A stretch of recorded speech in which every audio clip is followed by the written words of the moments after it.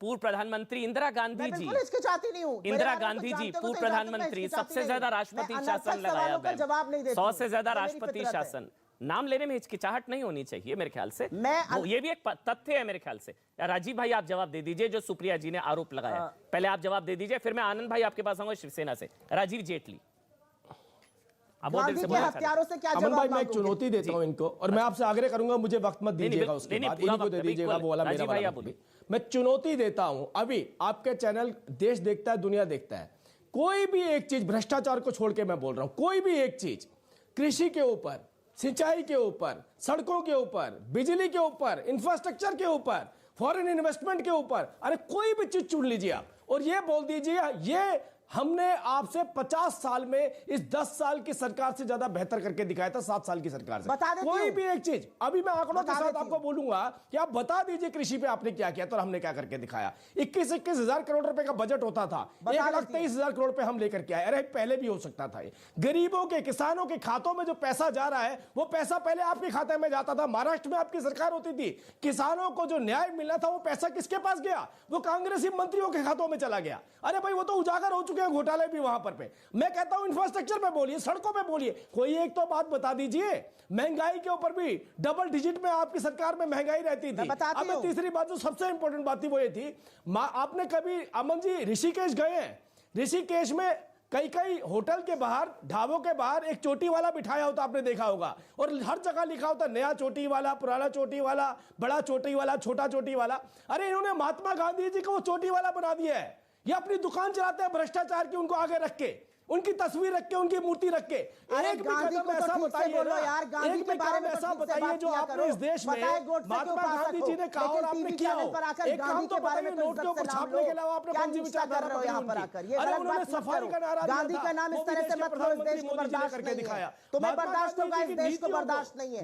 गांधी का नाम इस संदर्भ में मत लो, गलत कर रहे हो, पाप कर रहे हो, ये देश देख रहा है। करो पाप, तुम्हारे पाप का घड़ा और बढ़ेगा। आप दीजिए इनको, बोल के दिखाएं किसी भी एंगल में, किसी भी चर्चा के ऊपर, किसी भी बात, दो बातें बता दूं इस पर। अमन जी दो बातें मैं बताना चाहती हूं। छोड़ के, अरे आप तो मरे हुए लोगों के पैसे भी खा जाते थे, मरे हुए लोगों के पैसे खा जाते थे। मैं बता रही हूं, हम सब कुछ कर रहे थे, मैं बता पैसों पे थे। वो जो पेंशन जानी होती थी वो पेंशन चली जाती रहती थी। हमने 1-1 लाख करोड़ रुपया बचाया जो आपकी जेबों में जाता था। अरे इस देश की जनता ने ऐसे आपको घर में बिठाया है।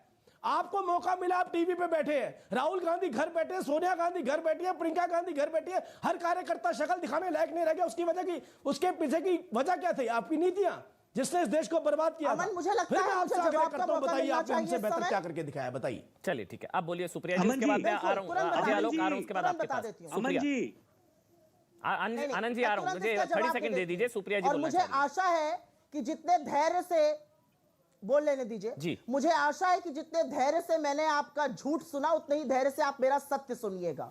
आपको पता है हमने क्या नहीं किया? हमने खुले रूप से गाजर मूली की तरह, जिस आदमी ने किसानों को रौंद दिया गाड़ी के नीचे और मेन नामजद अभियुक्त है, अरे भाई उसके पिता को अपने देश का गृह राज्य मंत्री बनाकर रैलियों में नहीं टहलाया। सोनिया गांधी सीधा बताइए, देखिए हमने किसानों के लिए किया था, हमने गरीब के लिए किया था, हमने महिलाओं के लिए किया था। एग्रीकल्चर का बजट बता रही हूँ, सुनो। अब आप अपना ज्ञानवर्धन करिए, आगे ज्ञानवर्धन करिए, इनमें मत जाइए। अरे देश की जनता सुन रही है आपको, इधर उधर भागने से, तथ्य दे रही हूं आपको, सुनो, आपका ज्ञानवर्धन होगा, आपके ज्ञानवर्धन के लिए बात बता रही हूं। आपको मौका देता हूं, आपकी सरकार ने 2 साल, लेकिन इधर उधर मत भागिएगा। पहले की बात मैं बीच में नहीं बोलती हूं, आप चुप रहिए और मेरी बात सुनिए। अब अगर बूता है तो बात भी सुनो ना, तथ्य से बता रही हूं। बात करेंगे तो एग्रीकल्चर पर आपकी सरकार ने, पहले तो छोड़ दीजिए, पिछले 2 साल में 5.1% ऑफ द बजट से लेकर अब 3.8% राजीव जी एक मिनट बीच में नहीं बोलते, एक एक करके बोल लेंगे तो आसानी रहेगी। राजीव जी एक मिनट बोलने दीजिए। राजीव जी एक मिनट, एक टाइम वेस्ट हो रहा है, टाइम वेस्ट हो रहा है, एक एक करके बोलेंगे, आसानी रहेगी। सुप्रिया जी आप बोल लीजिए 30 सेकंड, कोई बीच में नहीं बोलेगा, सबका ऑडियो बंद रहेगा। सुप्रिया जी आप बोल लीजिए, फिर मैं अजय आलोक आपके पास आऊंगा, एक एक करके। सुप्रिया जी। किसानों के तो आप इतने सगे हैं कि आपने एग्रीकल्चर का बजट 4.3% ऑफ द जीडीपी से घटाकर 3.8% एक साल में कर दिया। आपने फर्टिलाइजर की सब्सिडी अभी काटी, फूड की काटी, पेट्रोलियम की काटी, आपने मनरेगा का बजट 35,000 करोड़ कम कर दिया।